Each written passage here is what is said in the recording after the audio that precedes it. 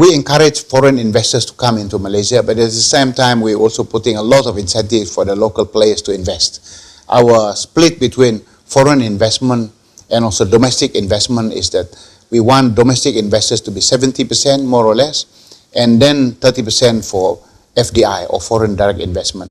There are three things that we look at to judge whether the investments are the ones we really want to encourage. First, we want them to really contribute to gross national income. If those investments do not generate a lot of gross national income for us, we're not really interested in those. Secondly, we also want them to bring their own investments to come in, and that rather than go and raise money from the domestic market. And thirdly, we want those that create a lot of high-paying jobs. And so for those types of investors that bring those, and obviously we give a lot of incentives for them to come, and those incentives are granted for them. But of course, if the investors want to come in on their call, we welcome them with our hands open. But if they want incentives, they have to meet our hurdle rates. We began a lot of work to reduce overall crime as well as street crime. Our Omnipresence program had been able to reduce overall crime in the first year, which is 2010, by close to something like 15%. And last year, we managed to bring it down by a further 11%.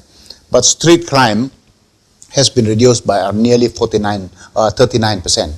So that's a big one. We need to work on this. A lot of them, people are saying within the city, and if they want to invest, they want us to attack and address crime. That said, we are making tremendous progress in that area. The other area that they've asked us to focus on as a country is to make sure that we level the playing field, that we get rid of competition, and that we don't have so much encroachment from government.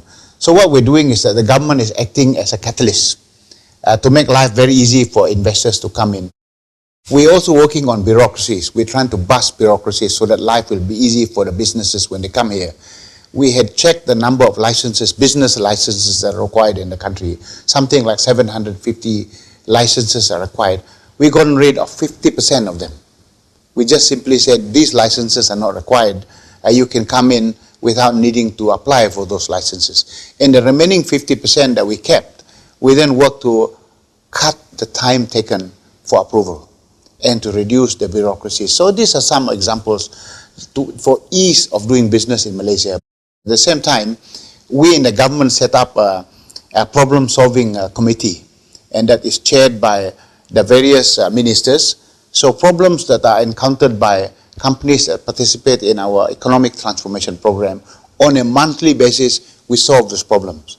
Twice a year, problems that cannot be resolved at a ministerial level, then they get channeled to the top. And we have a Putrajaya Inquisition.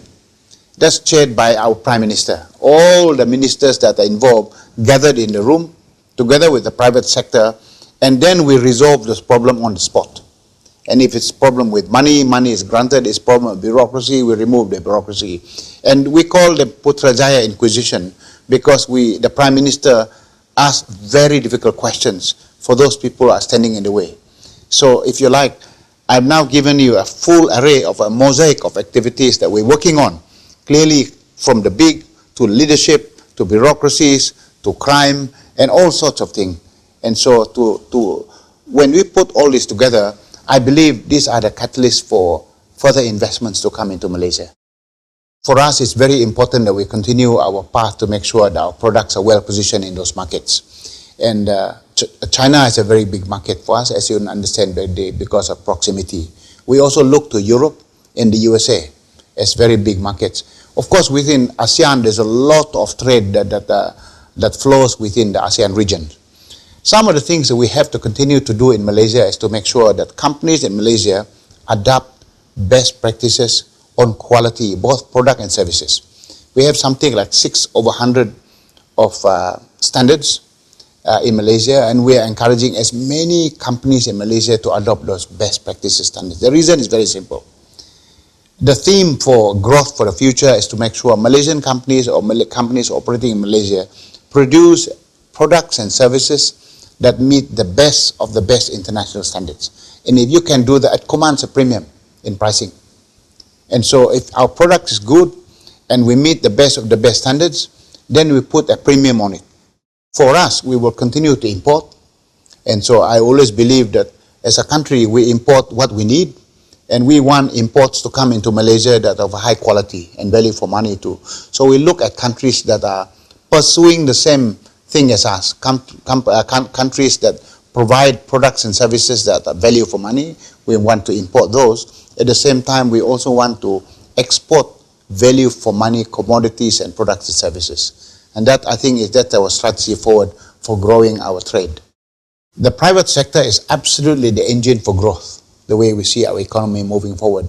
You know, Ronald Reagan used to say, the most frightening sentence in the English language is, "We are from the government, we are here to help," because he believes in small government. What we're trying here to do is that we want the government to change its role by being the controller of the economy. But we want the private sector to be the engine for growth. And the government's role is to be the catalyst and facilitator. And that's what we're doing. For example, getting rid of bureaucratic rules, unnecessary licenses. And those things we remove so that life will be much easier for investors here. At the same time, working with them so that we will get the pipeline of talent through our education system, and that will provide quality human resource and leadership to help companies that operate in Malaysia. And that's some of the things that we're doing. Clearly, our economic transformation will not succeed if there's no partnership between the government and the private sector in the roles I've just defined. That means the private sector, the industry, they become the engine of growth, and we in the government, we are the catalyst and the facilitator for that economic transformation.